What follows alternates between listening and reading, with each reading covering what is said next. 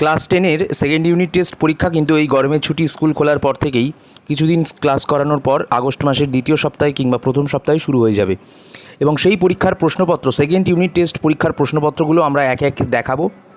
ভিডিওগুলো দেখে তোমরা খাতায় লিখে নেবে এবং উত্তর পাওয়ার জন্য এবং এই প্রশ্নপত্রের পিডিএফ ও উত্তরপত্র সমেত পিডিএফ পাওয়ার জন্য অবশ্যই আমাদের টেলিগ্রাম গ্রুপে জয়েন করবে। এবার টেলিগ্রাম গ্রুপটা কীভাবে পাবে, এই ভিডিও ডিসক্রিপশন বক্স ও কমেন্টে কিন্তু টেলিগ্রাম গ্রুপ রয়েছে। তো প্রথমে আমরা জেনে নেব যে 2 মানের কী প্রশ্ন তোমাদের জিওগ্রাফি সেকেন্ড ইউনিট টেস্ট পরীক্ষায় আসতে চলেছে। নিরক্ষীয় অঞ্চলে পরিচলন বৃষ্টিপাতের অধিক্য কেন দেখা যায়? তাপ বিষুব রেখা কাকে বলে? আর একটু জুম করে নিতে বললে আমরা কিন্তু জুম করে নিচ্ছি। তারপর আপেক্ষিক আর্দ্রতা কাকে বলে? লিখে নাও দেখে দেখে। এই প্রশ্নগুলো পিডিএফ উত্তর সমেত কিন্তু তোমরা পেয়ে যাবে। তার জন্য কিন্তু এই ভিডিওটা প্রচুর শেয়ার করতে হবে এবং এর পাশাপাশি তোমাদের টেলিগ্রাম গ্রুপে জয়েন করে নিতে হবে। টেলিগ্রাম গ্রুপের লিঙ্ক আমরা ভিডিও ডিসক্রিপশন বক্স ও কমেন্ট বক্সে দিয়ে রাখছি। নিরক্ষীয় জলবায়ু দুটি বৈশিষ্ট্য লেখো। উচ্চস্থান শীতল হওয়ার কারণ কি? অ্যালবেডো কাকে বলে? মৌসুমী বায়ু কীভাবে ভারতের কৃষিকে নিয়ন্ত্রণ করে? সবুজ বিপ্লব কাকে বলে? ভরা কোটালকে সর্বোচ্চ জোয়ার বলে কেন? ভারতের দ্রুত জনসংখ্যা বৃদ্ধির কারণ কি? শিকড় আলগা শিল্প কাকে বলে? 13 নম্বর প্রশ্ন আইসোথার্মাল অঞ্চল কাকে বলে? 14 নম্বর প্রশ্ন হ্যাডলির কক্ষ কি? 15 নম্বর প্রশ্ন শস্যাবর্তন পদ্ধতি বলতে কী বোঝো? 16 নম্বর প্রশ্ন গর্জনশীল চল্লিশা বলতে কী বোঝো? 17 নম্বর প্রশ্ন ফেরেলের সূত্র কী?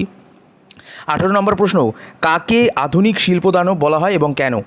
19 নম্বর প্রশ্ন সোনালী চতুর্ভুজ বলতে কী বোঝো? 20 নম্বর প্রশ্ন কাকে ভারতের সিলিকন ভ্যালি বলা হয় এবং কেন? 21 নম্বর প্রশ্ন ভারতীয় কৃষির বৈশিষ্ট্য লেখো দুটি বা ভারতীয় কৃষি দুটি বৈশিষ্ট্য লেখো।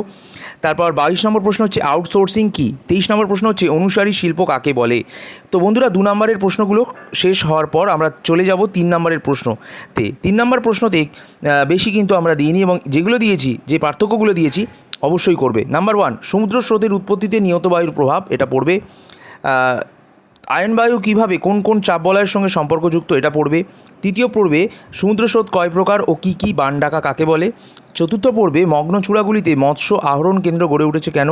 5 নম্বর পার্থক্য আমরা যেগুলো দিয়েছি খুব ইম্পর্টেন্ট। নাম্বার 1 বা 1 নাম্বার হচ্ছে ঘূর্ণবাত ও প্রতিভ ঘূর্ণবাতের মধ্যে পার্থক্য, সমুদ্র স্রোত ও সমুদ্র তরঙ্গের মধ্যে পার্থক্য। তারপর হচ্ছে মোস্ট ইম্পর্টেন্ট স্থলবায়ু ও সমুদ্রবায়ুর মধ্যে পার্থক্য, ভরা কোটাল ও মরা কোটালের মধ্যে পার্থক্য, মুখ্য ও গৌণ জোয়ারের মধ্যে পার্থক্য। 6 নম্বর প্রশ্ন পূর্ণিমা জোয়ারের তুলনায় অমাবস্যার জোয়ার বেশি শক্তিশালী হয় কেন? এটা আসবে তোমাদের। তারপর কোনো একটি স্থানে দুটি মুখ্য জোয়ারের মধ্যে সময়ের ব্যবধান 24 ঘন্টা 52 মিনিট হয় কেন? ঠিক আছে।